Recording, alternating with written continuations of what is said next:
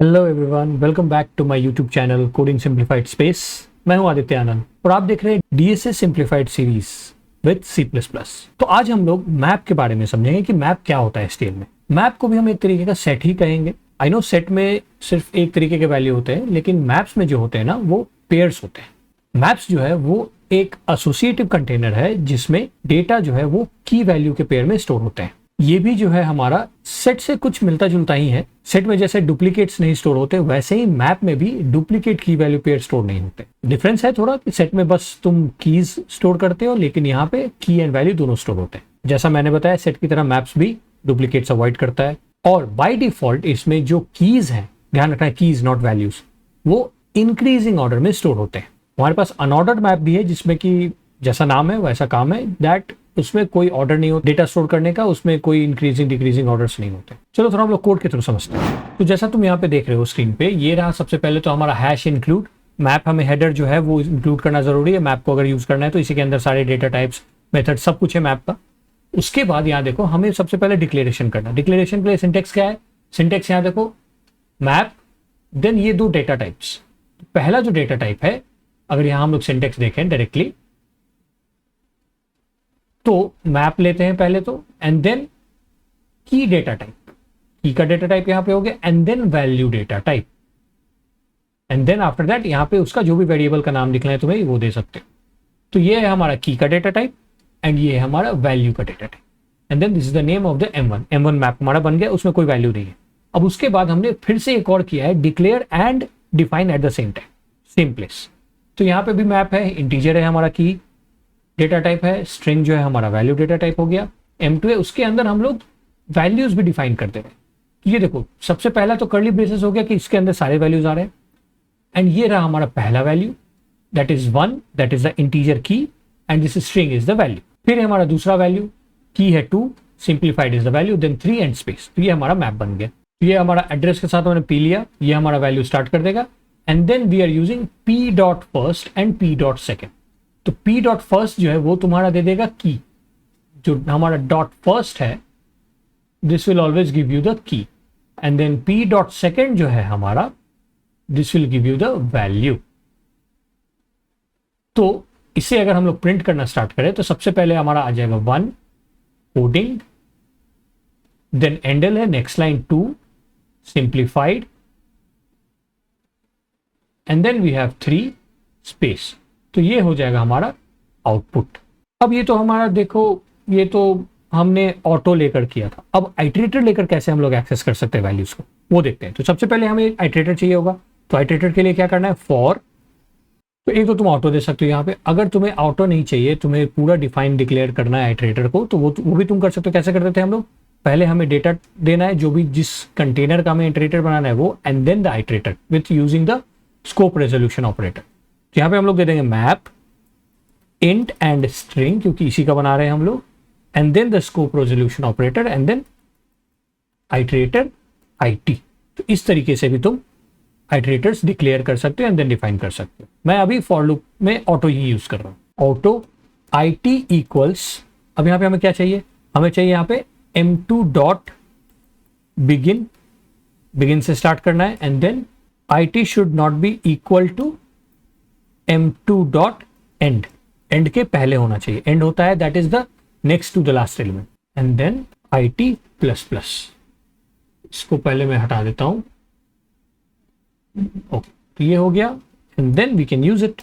C out, then IT, ये हो गया हमारा पॉइंटर, तो IT डॉट फर्स्ट, यहाँ डॉट नहीं दे रहे हैं हम, एंड देन वी हैव, यहां पे दे दो space IT arrow second, and then we can use and L।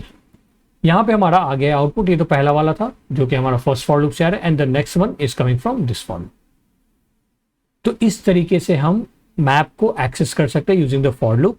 Iterators का बस जरूरत पड़ेगा तुम्हें बिगिन से लेकर एंड तक, दैट्स इट। अब मान लो तुम्हें कोई एक पर्टिकुलर वैल्यू सर्च करना है, कैसे करोगे, तो we have a find method in map also. Find method जो है वो सबसे पहले तो चेक करेगा कि वो पर्टिकुलर की जो है वो उस मैप में एग्जिस्ट करता है या नहीं, और अगर करता है तो वो उसका पोजीशन फाइंड करके तुम्हें रिटर्न कर दे। अगर वो की प्रेजेंट नहीं है तो वो तुम्हें एंड लोकेशन का वैल्यू देगा। It means that there is nothing present, वो एंड का डायरेक्टली तुम्हें पॉइंट करा देगा। इस तरीके से यूज कर सकते हैं फाइंड को। देखो, तो फाइंड के लिए जैसा मैंने बताया कि वो रिटर्न करता है position, that is the iterator. तो अगर वो मैप में वैल्यू है तो उसका पोजीशन तुम्हें दे देगा, नहीं है तो वो एंड पे पॉइंट करा देगा।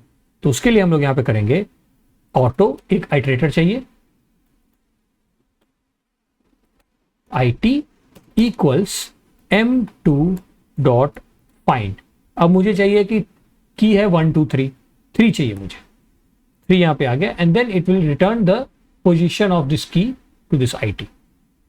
अब अगर मुझे प्रिंट कराना हो तो उसके लिए सबसे पहले हम चेक करेंगे कि अगर हमारा IT जो है वो नॉट इक्वल टू है M2 डॉट एंड, क्योंकि अगर एंड होगा तो वो तो कुछ भी प्रिंट नहीं करेगा, right. Then only we will have C out IT arrow first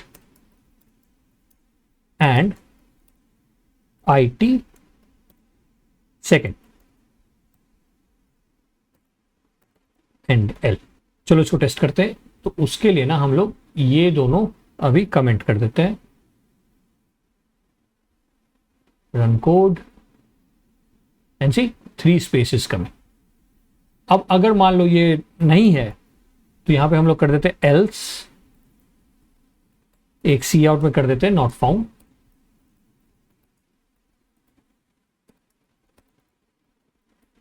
okay, तो अगर हम इसमें 5 ढूंढे जो कि नहीं है हमारे पास, and then if we try to run it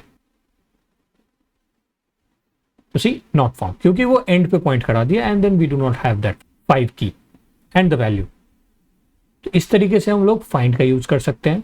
और अगर तुम्हें पर्टिकुलर वैल्यू को एक्सेस करना है या फिर मान लो तुम्हें एक वैल्यू इसमें ऐड करना है तो तुम इस तरीके से भी कर सकते हो। अगर इससे हम अगर अभी कमेंट कर देते हैं, वी विल रिमूव दिस ताकि हम प्रिंट करा सके। यहां पे हमने 3 दिया है। उसके बाद अगर हम चाहे तो यहां पे मैं M2 ऑफ 4 इक्वल्स टू कर सकते हैं सब्सक्राइब। इस तरीके से हमने एक और की वैल्यू पेयर ऐड कर दिया है मैप में। अब इसको अगर टेस्ट करें तो see we have the 4th value also subscribe. अब इसी तरीके से हम लोग इस किसी भी वैल्यू को मैप में एक्सेस भी कर सकते हैं जब हमें की पता है। तो यहां पे अगर हम चाहें सी आउट M2 ऑफ 3, अगर मुझे सिर्फ प्रिंट कराना है तो we can do that. See we have got the value as well. अब डिलीट कैसे कर सकते हैं कोई भी पेयर को? तो डिलीट के लिए हमें कुछ नहीं करना है। यहां पे हम लोग M2 डॉट इरेज और यहां पे दे देना है हमें की, चाहिए मुझे 2। तो अगर इसको चेक कर लो तो we will not have the 2 value, see 1 3 4 that's it. तो इरेज की मेथड से तुम कोई भी पेयर को डिलीट कर सकते हो बाय पासिंग द की। तो ये था हमारा मैप का एक बेसिक फंडामेंटल्स की मैप क्या होता है, ठीक है। अब इसमें हमारे पास अनऑर्डर्ड मैप भी आता है जिसमें कि वैल्यू जो है वो इंक्रीजिंग ऑर्डर में बाय डिफॉल्ट स्टोर नहीं होते हैं, वो कोई भी रैंडम ऑर्डर में। अब क्वेश्चन आता है कि मैप्स हमने पढ़ तो लिया कि क्या होता है, किस तरीके से यूज कर सकते हैं, basic, insert, delete and traversing. तो डीएसए में बहुत तरीके के प्रॉब्लम्स में हम लोग मैप का यूज कर सकते हैं। For an example to some problem. अब ये टू सम प्रॉब्लम क्या है? तो टू सम प्रॉब्लम में तुम्हें एक एरे दे दिया जाएगा और तुम्हें एक सम दे दिया जाएगा, और तुम्हें पता करना है कि उस एरे में से कौन सा 2 वैल्यूज जो है जिसको जोड़कर तुम्हें ये सम के इक्वल है। तो उसमें तुम पेयर्स में सेव कर सकते हो मैप में। देन आता है हमारा कैरेक्टर फ्रीक्वेंसी को निकालने में। अगर मान लो कि तुम्हें कुछ दे दिया गया, जैसे let's say coding simplified space, अब तुम्हें हर एक कैरेक्टर जो इसमें है उनके फ्रीक्वेंसीज को तुम्हें निकालना है। उसमें मैप का काम आ सकता है। तो तुम क्या करोगे उसमें कि हर एक कैरेक्टर जो है एक बार, जैसे सी है, ओ है, डी, आई, एन, जी, जितने भी कैरेक्टर्स हैं सबको लिख के तुम उसमें जितने बार वो आया है फ्रीक्वेंसी वो काउंट करा सकते हो। तुम एक बार लूप चलाओगे, फिर देखोगे कि कितने बार सी आया है, तो 1 and 2, तो सी पे तुम्हारा वैल्यू जो है सी हो गया की, एंड वैल्यू जो है वो हो जाएगा उसका frequency. Similarly for O, D, इस तरीके से तुम पूरी फ्रीक्वेंसी निकाल सकते हो। फिर हमारे पास एक क्वेश्चन आता है एनाग्राम। इसमें भी हम लोग मैप का यूज कर सकते हैं। तो एनाग्राम क्या है उसमें अभी नहीं जाएंगे हम लोग, जब हम लोग प्रॉब्लम स्टार्ट करेंगे नेक्स्ट वीडियो से तब हम लोग समझेंगे।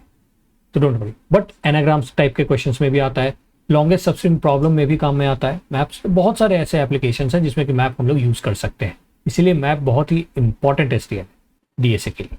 तो आई होप आपको ये समझ में आया होगा। अगर नहीं आया तो प्लीज कमेंट में बताओ क्या इशू है, and from next video we will do some problems on STL. Some नहीं, अच्छे खासे एटलीस्ट 20 क्वेश्चन तो हम लोग करने वाले हैं 2-3 वीडियोज में, तो बने रहिए। एंड अगर आपने पूरा प्लेलिस्ट नहीं चेकआउट किया है तो प्लीज स्टार्टिंग से पूरा प्लेलिस्ट को गो थ्रू करें, आपका सारा बेसिक्स जो है C++ का या फिर एसटीएल का वो क्लियर हो जाए। अगर आपको ये सीरीज पसंद आ रही है तो एक लाइक छोड़ते जाना, चैनल को सब्सक्राइब नहीं किया तो प्लीज सब्सक्राइब। मिलते हैं अगले वीडियो में। Till then keep coding and all good.